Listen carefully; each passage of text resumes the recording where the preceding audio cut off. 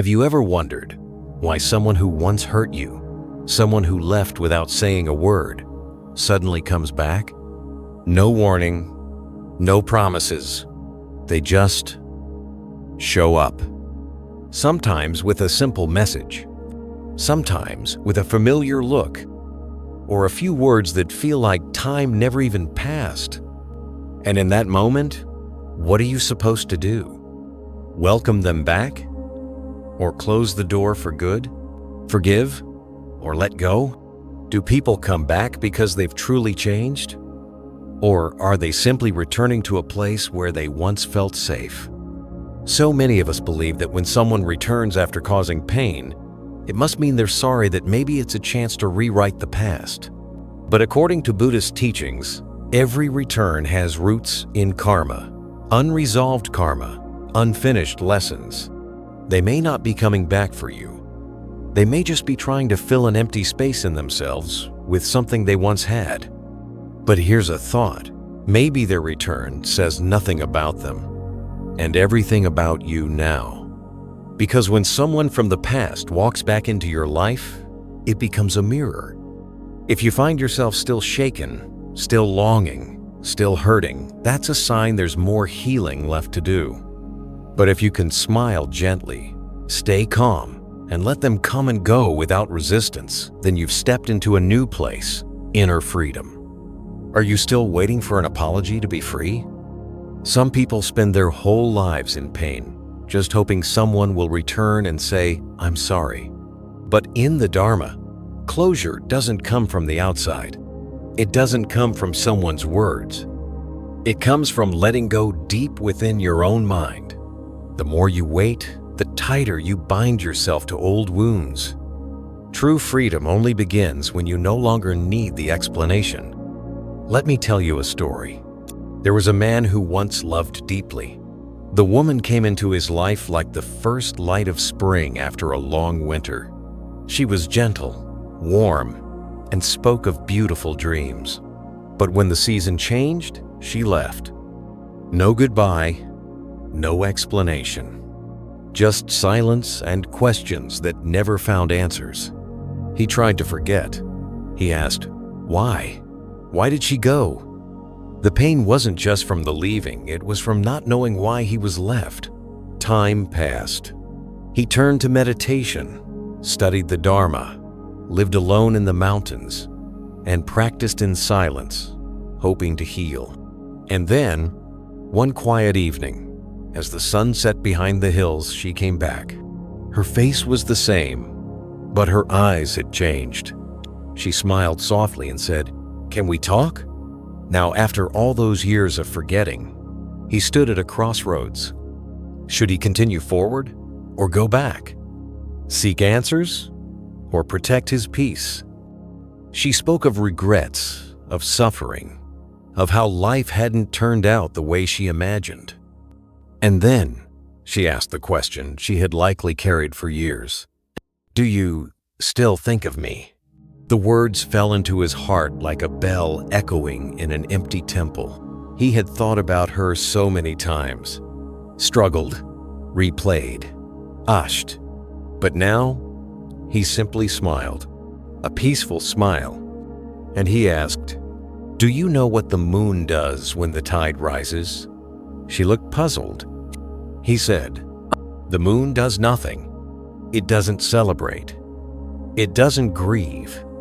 It just watches silently." That was the moment he let go without needing to reject her. He listened without reopening his heart. He found peace without needing closure. Because he realized her return wasn't the end of an old story. It was the beginning of his inner freedom.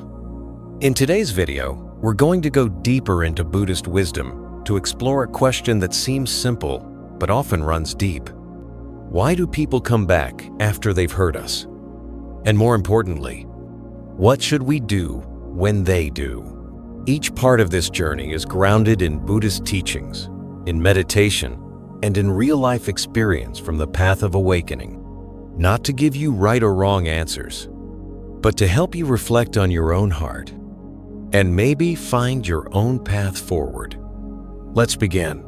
1. Becoming the unshaken mind.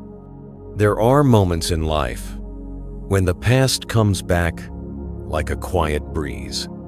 No noise, no warning, just a familiar glance, a silent message. A name that once made your heart ache, suddenly showing up as if it had never left. And in that moment, the heart tightens again. Not because that person came back, but because your peace still isn't whole. And yet, there was someone after many years of practicing who no longer trembled when the past returned. No more guilt, no more silent hoping, just stillness, like a mountain standing in the wind. The wind may blow hard. It may swirl around the peaks. It may howl as if to test the mountain's strength.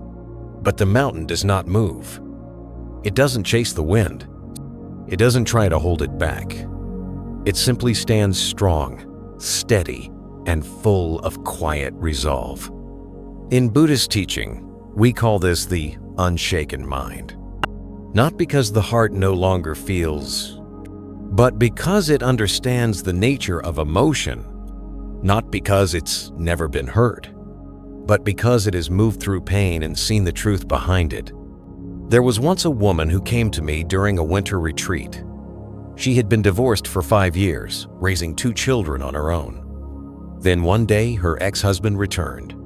Not to get back together, not to make amends, just to talk.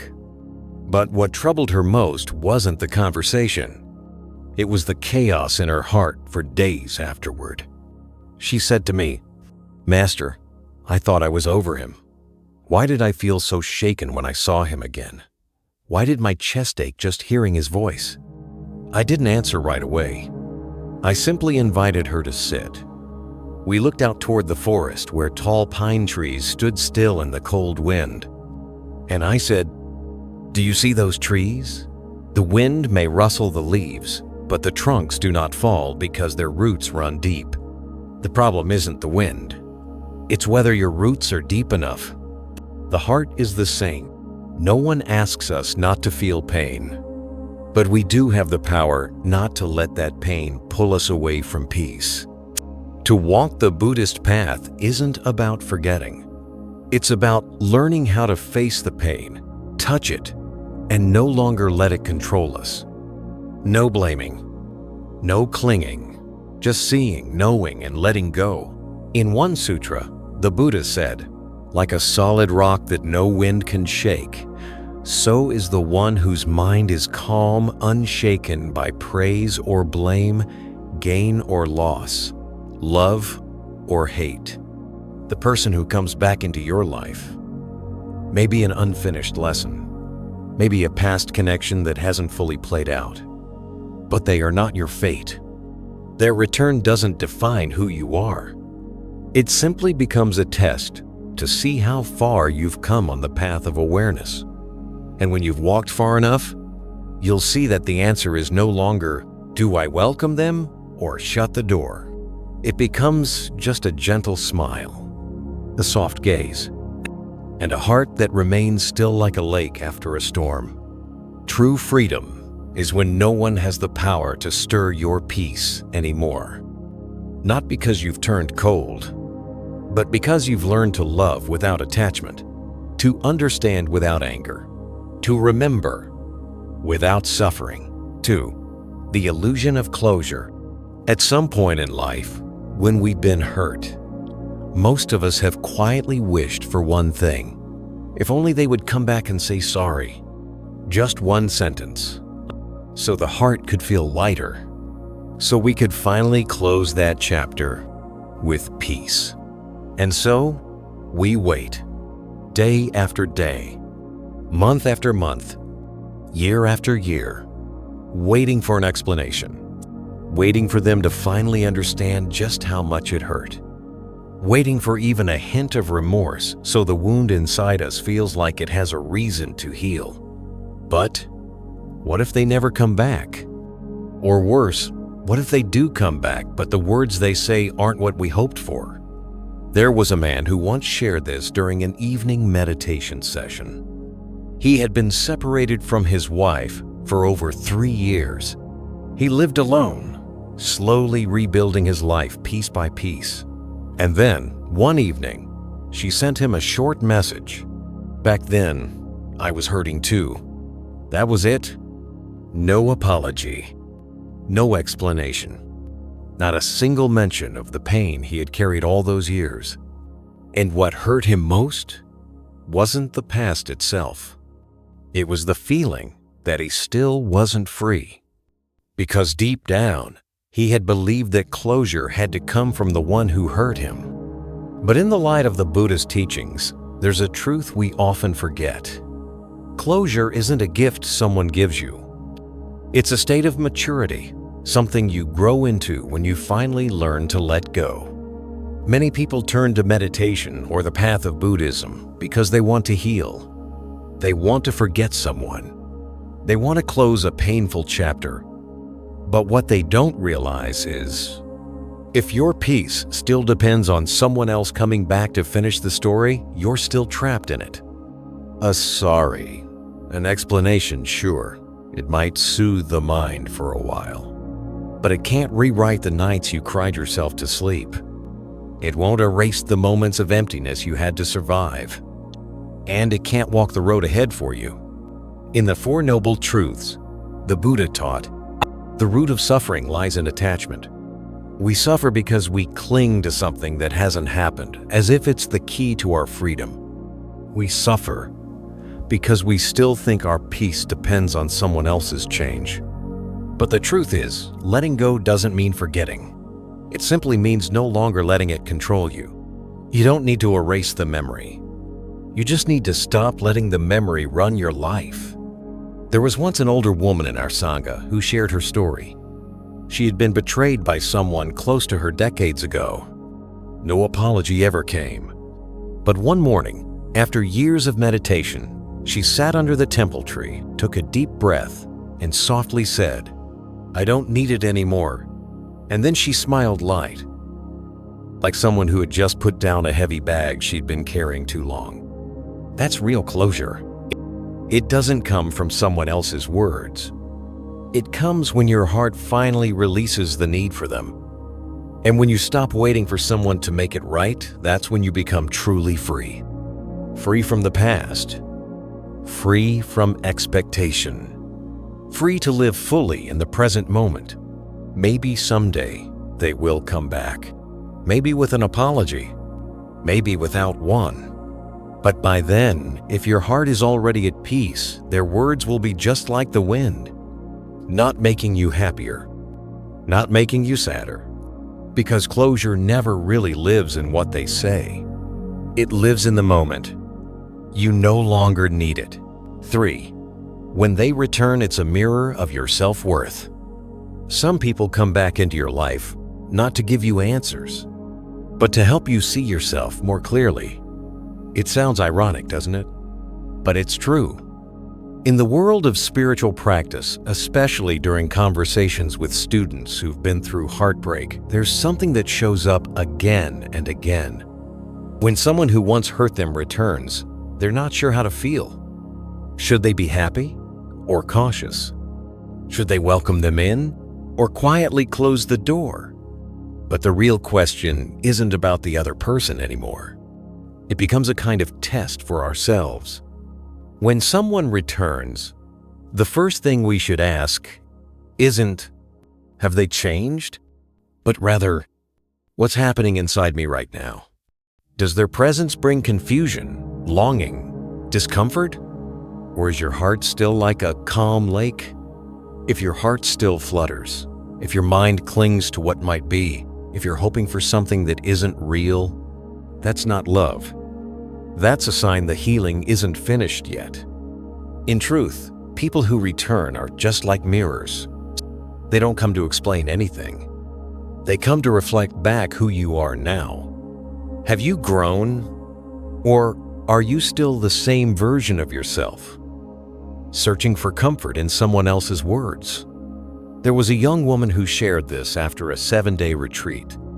6 years had passed with no contact, and suddenly her ex messaged her, "I still think about you." One sentence. Yet it kept her up for 2 nights. She sat with it. She meditated. She breathed. She journaled. And then, one quiet morning, as the sun rose outside her window, she cried. Not from sadness, but from realization. She no longer needed a reply. She was no longer the woman who once needed someone to come back and heal her. And that is a turning point. When someone from the past returns, and you can still be kind without attachment, when you can listen without needing anything in return, that's when you're no longer reacting, you're living with awareness. In the Dhammapada, the Buddha once said, "Even when spoken to harshly, if the mind remains calm and unshaken, that person is truly virtuous." Keeping precepts isn't just about outer discipline. It's about protecting the heart from being pulled back into old emotions, about not letting the past shake what you've worked so hard to ground. There's a beautiful image in Zen teachings. When a tree's roots run deep, the wind may rustle its leaves, but it won't topple the trunk. And it's the same with us. If our inner foundation is strong, then no matter how the past shows up, through a person, a memory, or a single glance, we remain steady. People often think forgiveness is something you do, but in truth, it's the peace in your heart that proves you've let go. When their return doesn't stir you anymore, when you no longer need an explanation, when you feel light, clear, and ready to keep walking forward, that's when you know you've already passed the lesson. The one who returns is not a teacher coming to re-explain the old lesson. They're simply the final exam. And sometimes, you don't even have to do anything. Just observing how your heart responds. That's enough to know. Have I grown beyond who I used to be? 4. Don't mistake their return for redemption. Sometimes, people come back after being gone for a long, long time, and they say things that stir something in your heart. I've been thinking about you all this time. I was too young, too foolish back then. I wish I could go back and do it all over again. To a heart that's once been hurt, those words can sound like redemption, like a second chance, like maybe this time the story will have a happy ending. But the truth is, not everyone who returns has truly changed. Sometimes they're simply still caught in their own unfinished cycle. And if we don't see that clearly with mindful eyes, their return can open up a new round of suffering called false hope. In Buddhist teachings, there's something we're reminded of over and over. All things arise through conditions. And when those conditions end, those things end too. That includes relationships. Feelings can be real, but when the conditions that held them together fall away, no amount of clinging can keep them alive. There was once a woman, middle-aged, quiet, who came to the temple during a spring retreat. Her ex-husband, after 12 years of silence, suddenly reappeared and told her, "I've never stopped thinking about you." She still carried scars inside, and part of her wanted to believe it meant he had changed. She asked, "Is this the second chance that the Dharma speaks of?" But the answer didn't come from outside. It came from within, through stillness and self-inquiry.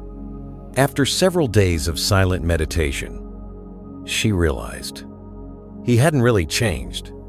He was simply looking for a place that once made him feel safe. That place used to be her, but she was no longer that same woman. His return wasn't redemption. It was just another loop in his cycle. And if she wasn't mindful, she would step right into that loop and relive the same pain all over again. There's a saying in Zen, turning back isn't always awakening. Sometimes it's just being lost. Many people don't come back because they've awakened. They come back because they're confused. Not because they've learned their lesson, but because they haven't found another path. And if the heart opens its door under the illusion that the past can be rewritten, then not only does the past remain unchanged, but the present also becomes a casualty. In the middle-length discourses, the Buddha said, "One who plants the seed of love without understanding impermanence will suffer because of love. One who offers their heart without understanding karma will be hurt by their own attachment. Love without wisdom becomes a double-edged sword." Compassion does not mean being naive, and opening your heart again doesn't mean reopening old wounds. Some doors in life were meant to be opened and then closed. Not out of cruelty, but because life was trying to teach us something. And if we keep forcing those doors back open just to satisfy an unresolved memory, we may end up losing the peace we've worked so hard to build. So when someone comes back, don't rush to ask, "Have they changed?" Ask yourself instead, "Am I seeing clearly?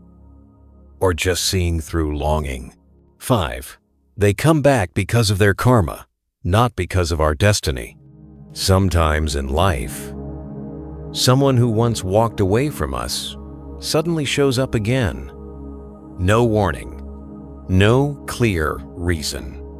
They just come back, as if time never passed, as if nothing ever happened.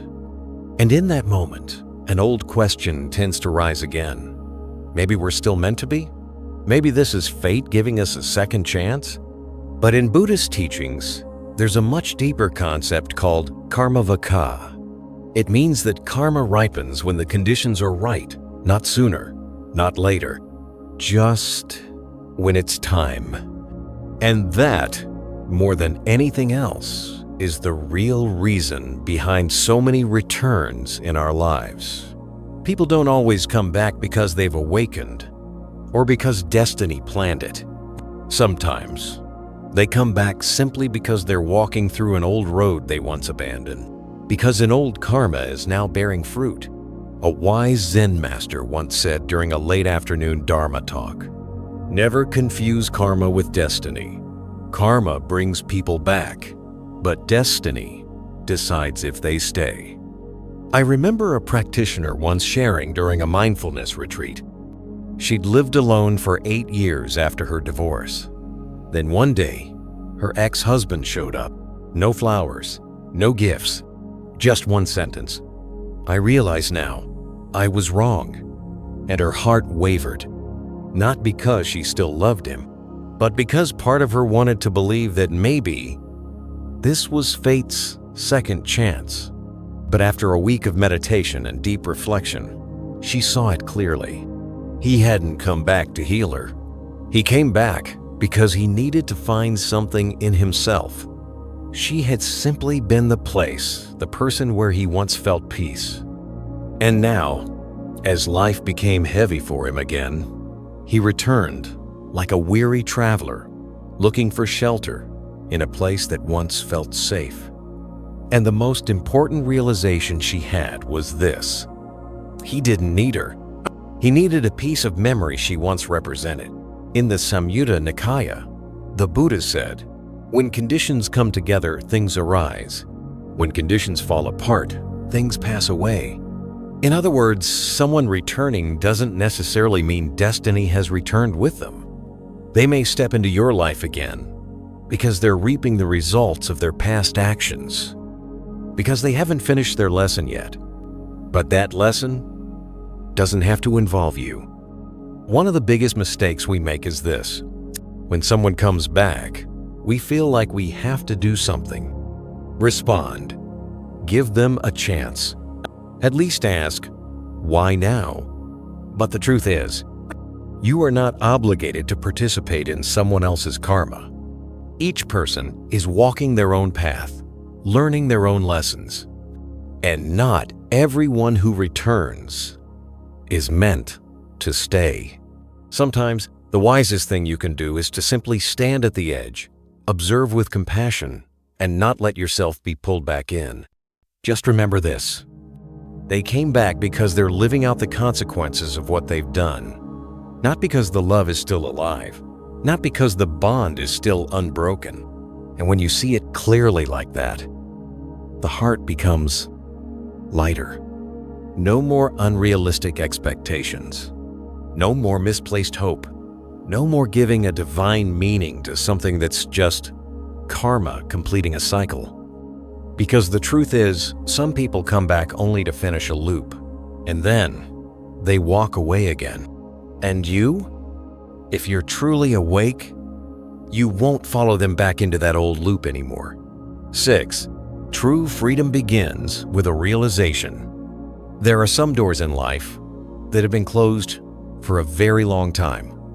And then one day, out of nowhere, there's a knock. Not loud, not urgent, just a familiar sound that stirs something in the heart. And the first question that comes to mind is often, should I open it? Maybe this time will be different? But the deeper question to ask is this: do I really want to open my heart again, or am I just feeling like I should? You see, on the path of mindful living, one of the first steps toward true inner freedom is realizing this simple truth. Not everyone who shows up needs to be welcomed in. Not every knock at the door needs to be answered.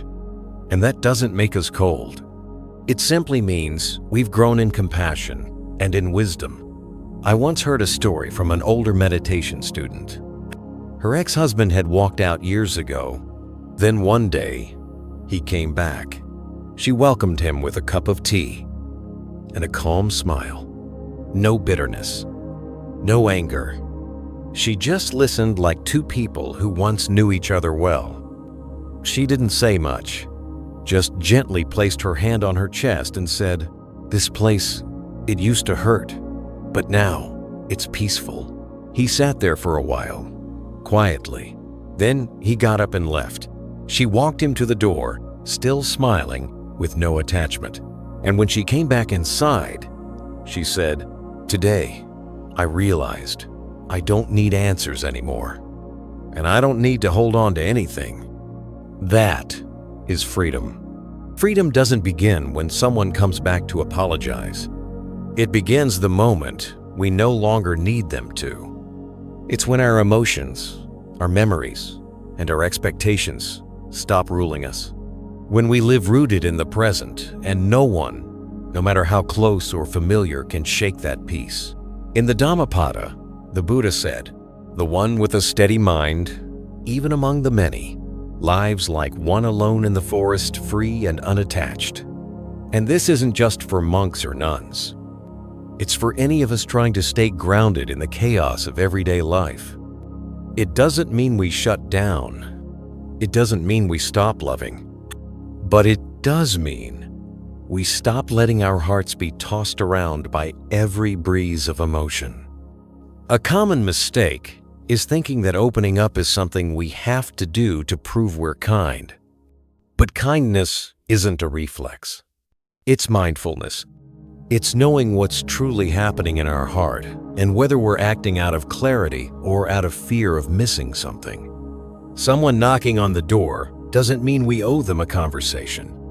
We have the right to smile, to listen, and to let go without guilt. Because freedom isn't about doing what pleases others. It's about protecting your own peace, regardless of what others expect.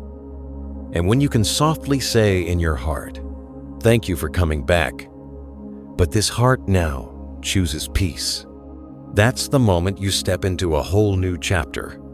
One where you're no longer dragged by the past and no longer bound by sympathy. In that quiet moment, no drama, no noise, freedom is born. Soft, like a deep breath. Still, like a lake undisturbed. 7.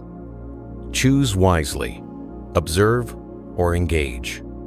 Not everyone who comes back deserves to walk back in. That's a tough truth to accept, especially for those of us with open hearts who've been hurt before. Because when someone who once left you suddenly returns, It's like standing at an emotional crossroads. There's a mix of feelings, part joy, part doubt, part fear that you might end up hurt all over again. In that moment, the real question isn't, have they changed? But rather, am I mindful enough to choose how I respond? Because some doors, if opened too soon, don't just let the person in. They also invite back old wounds that haven't fully healed. Some conversations, if started too quickly, won't bring understanding, just defensiveness. That's why, when someone from the past shows up, sometimes the wisest response is to simply observe. And I don't mean judging them. I mean truly listening to your own heart. Is your heart steady? Or is it reacting from old memories? Are you grounded? Or still easily shaken by a long overdue apology? A Buddhist practitioner once shared something powerful during a Dharma talk. His ex reached out after years of silence. But instead of jumping into the conversation, he simply replied, "Thanks for reaching out. Please allow me some time to settle before we talk." That pause, just that moment of stillness, helped him see his true feelings more clearly than any long conversation could have. He realized he no longer wanted to rekindle the relationship, but he also didn't hold resentment anymore. He just wanted peace.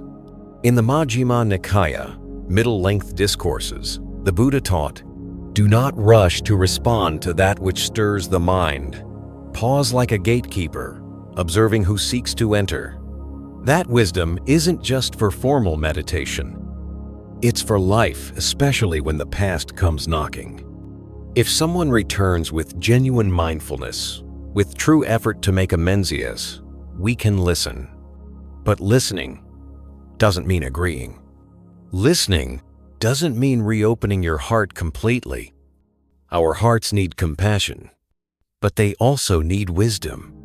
To stand guard, because opening the wrong door too soon can let a storm tear through the garden of your soul again. And if their return stirs up confusion, anxiety, or shakes your inner peace, then maybe don't step into that space just yet. Step back. Observe. Like someone standing on the riverbank, watching the water flow, seeing clearly, understanding deeply, but not jumping in. Because not everything that knocks needs to be answered. Not everyone who returns is meant to stay. A mindful heart isn't a closed heart. It's a wise one that knows when to love with distance and when it's safe to open wide.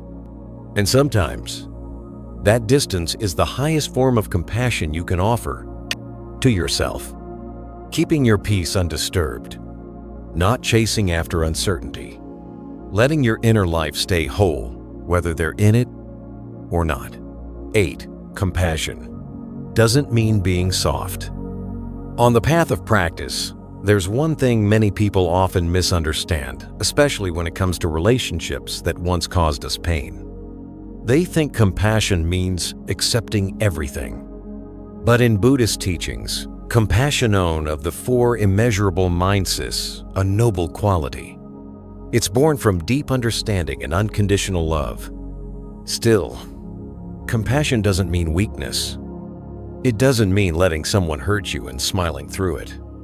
It doesn't mean staying silent in the face of wrongdoing just to keep the peace. A fellow practitioner once asked me, if someone comes back and says they've changed, that they still love me, but I still feel uneasy inside, if I say no, does that mean I lack compassion? That question echoes quietly in the hearts of many. Here's the truth. Being compassionate to others is good, but you must be compassionate to yourself first. In the Anguttara Nikaya, the Buddha said, "One who loves themselves will not place themselves in harm's way." And that doesn't just mean physical harm, it includes emotional and spiritual harm too. Forgiveness is an act of compassion, but forgiveness doesn't mean letting someone back into your life. You can open your heart, but opening your heart doesn't mean reopening old wounds. A middle-aged woman once shared that her ex-husband came back years after their divorce, asking for a second chance. She listened, even served him tea. But at the end of the conversation, she calmly said, "Thank you for coming. I'm no longer angry, but I also no longer have the trust to begin again."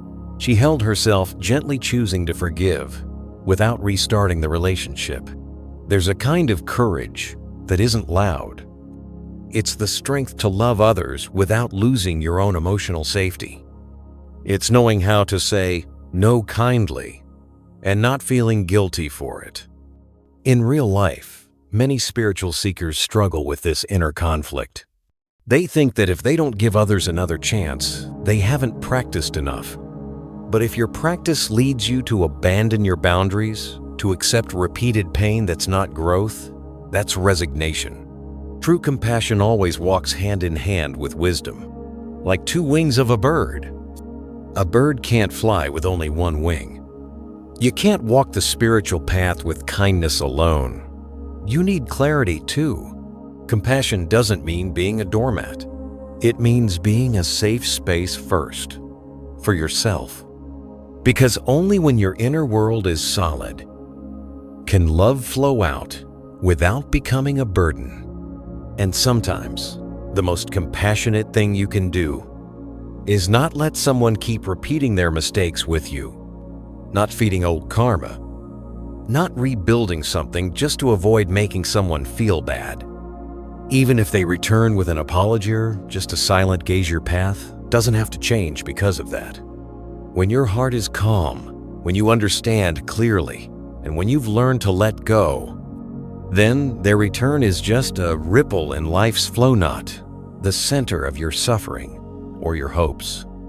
We've walked together through some deeply human questions. Why do people come back? Have they really changed? Should I open my heart? Or simply stay still and protect my peace?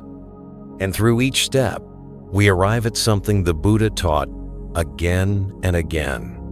Freedom doesn't come from changing others, it comes from understanding yourself. Compassion is not about taking more pain. Letting go isn't coldness. It's wisdom that knows when something is no longer healing.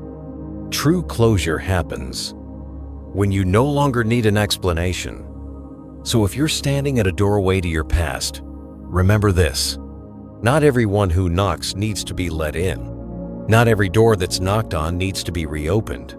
Peace is knowing that you have the right to choose with clear wisdom and a heart full of true compassion. Thank you for staying with me until the very end.